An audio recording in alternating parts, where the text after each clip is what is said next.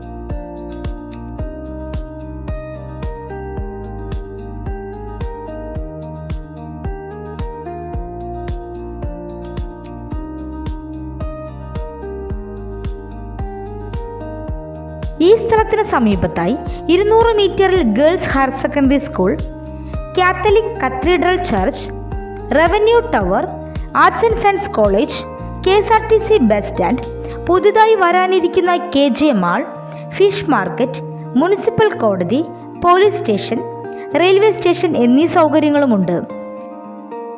ഈ കാണുന്ന സ്ഥലത്തെക്കുറിച്ച് കൂടുതൽ അറിയാനായി നേരിട്ട് വിളിക്കേണ്ട നമ്പർ 7736 680655.